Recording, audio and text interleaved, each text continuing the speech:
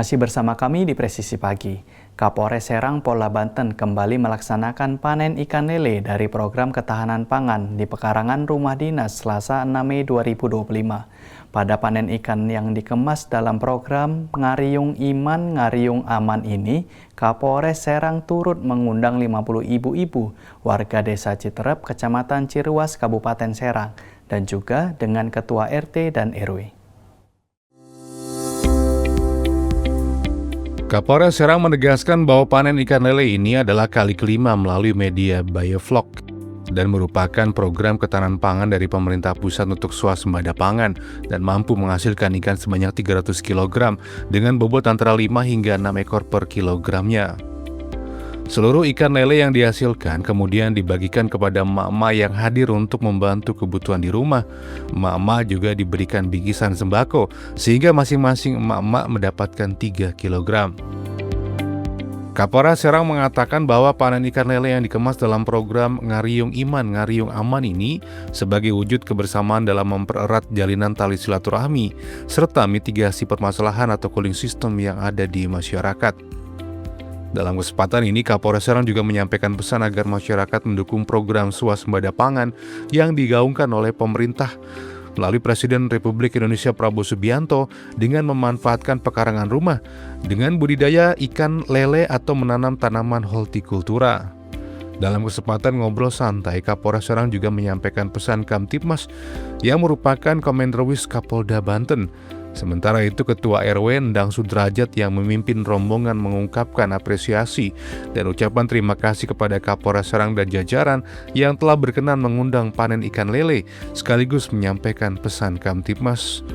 Dari tim Humas Polres Serang Polda Banten melaporkan untuk Polri TV.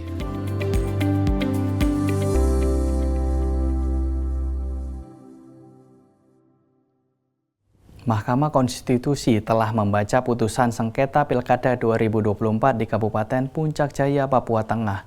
Pasca putusan ini, Polda Papua Tengah bersama TNI menggelar patroli dialogis untuk menjaga kondusivitas.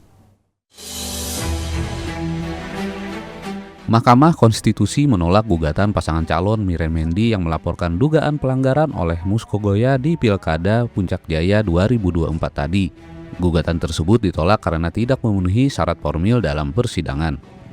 Pasca putusan MK tersebut, Polda Papua Tengah bersama unsur TNI melakukan patroli dialogis di sejumlah titik rawan di Puncak Jaya. Patroli ini dipimpin langsung oleh Wakapolda Papua Tengah Kombes Pol Muhajir.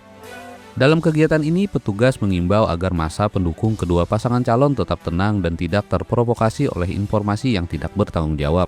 Semua pihak diminta menghormati putusan hukum yang telah dibacakan MK. Polda Papua Tengah menegaskan komitmennya untuk menjaga keamanan dan ketertiban masyarakat pasca pilkada. Warga juga diajak untuk turut berperan aktif dalam menjaga situasi yang kondusif dan damai.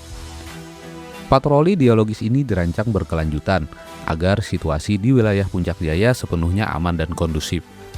Polda Papua Tengah bersama TNI akan terus bersinergi menjaga stabilitas keamanan di Papua Tengah. Pada saat yang sama, polisi dan TNI menegaskan komitmen mereka untuk terus bersinergi dalam menjaga Kamtibmas di seluruh wilayah Papua Tengah. Keberlanjutan patroli dialogis ini juga dilakukan untuk menjalin kedekatan dengan masyarakat. Polda Papua Tengah juga menyalurkan informasi untuk melakukan pengawasan secara berkelanjutan di titik-titik rawan konflik yang mungkin terjadi pasca pilkada. Pengawasan ini dilakukan bersama dengan tokoh-tokoh masyarakat untuk mencegah kerusuhan. Dari Humas Polda Papua Tengah melaporkan untuk Polri TV. Dan pemirsa, tidak hanya para kepala bidang humas Polda jajaran yang mengikuti dan mendapatkan pembekalan dalam Rakernis ini saja, tetapi taruna dan pejabat pengelola informasi dan dokumentasi Akpol juga ikut rangkaian pembekalan guna memperkuat kompetensi kehumasan. Berikut informasi selengkapnya. Rapat Kerja Teknis Humas Polri tahun anggaran 2025 yang berlangsung mulai tanggal 6 hingga 7 Mei 2025 diisi dengan beberapa agenda yang bertujuan untuk peningkatan kapasitas personel Humas Polri di bidang kehumasan. Beberapa agenda yang dilaksanakan diantaranya berupa pembekalan yang diberikan kepada peserta Rapat Kerja Teknis Humas Polri, dengan menghadirkan pihak eksternal seperti praktisi media dan pakar bidang kehumasan, hingga pembekalan yang diberikan langsung oleh jajaran Kepala Biro Divisi Humas Polri. Selain diikuti oleh seluruh kepala bidang humas Polda jajaran dari seluruh daerah, sejumlah taruna Akademi Kepolisian dan personel pejabat pengelola informasi dan dokumentasi Akpol turut mengikuti setiap rangkaian rapat kerja teknis Humas Polri. Setidaknya terdapat 10 taruna Akpol yang terdiri dari Brigtutar, Brigdatar, dan Abriktar dari berbagai tingkatan dan batalion mengikuti seluruh kegiatan rapat kerja teknis Humas Polri ini, yang menjadikan mereka sebagai bagian dari langkah konkret peningkatan kapasitas dan kompetensi di bidang kehumasan dalam mendukung penguatan komunikasi publik Polri.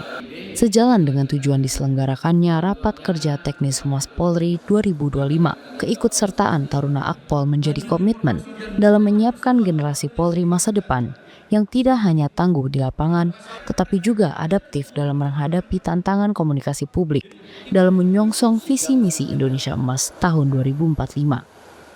Kehadiran taruna dan personel pejabat pengelola informasi dan dokumentasi Akpol dalam rapat kerja teknis Humas Polri ini menjadi wujud pembinaan berkelanjutan terhadap kompetensi taruna dengan perspektif yang kuat tentang pentingnya komunikasi publik dalam mendukung tugas Polri. Tim Liputan Polri TV. Divisi Humas Polri menggelar Rapat Kerja Teknis 2025 hari kedua di Akpol Semarang pada Rabu 7 Mei 2025 yang menjadi forum strategis memperkuat peran komunikasi publik dalam menjaga stabilitas keamanan dan meningkatkan kepercayaan masyarakat terhadap institusi Polri.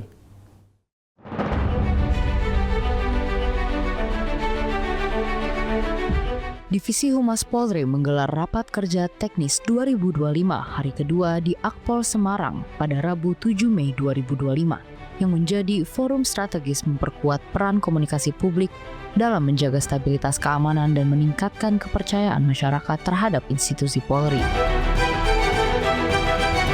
Dalam pelaksanaan Rakernis ini, Kadif Humas Polri Irjen Pol Sandi Nugroho menekankan pentingnya peningkatan kapasitas kehumasan, pemanfaatan teknologi digital, serta respons cepat dalam menangani isu-isu strategis yang harus dimiliki jajaran Humas Polri. Selain itu, Kadif Humas Polri Irjen Pol Sandi Nugroho juga mengingatkan pentingnya kolaborasi Humas Polri dengan media massa hingga pemangku kepentingan lainnya guna memperkuat ekosistem komunikasi publik yang sehat dan kredibel. Sebagai langkah konkret, Divisi Humas Polri terus memperkuat program edukasi dan pelatihan bagi jajaran kehumasan di tingkat Polda dan Polres, serta optimalisasi penggunaan teknologi digital, hingga peningkatan pemantauan isu melalui media monitoring. Sebagai motivasi meningkatkan kinerja kehumasan, dalam Rakernis ini Kadif Humas Polri Irjen Pol Sandi Nugroho memberikan apresiasi dan penghargaan bagi jajaran Humas Polda yang aktif dalam publikasi informasi kepolisian.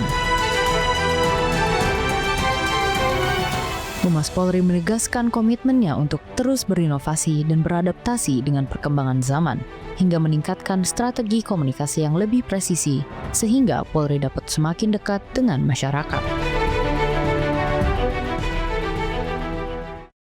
Pemirsa, tetaplah bersama kami, Presisi Pagi akan segera kembali.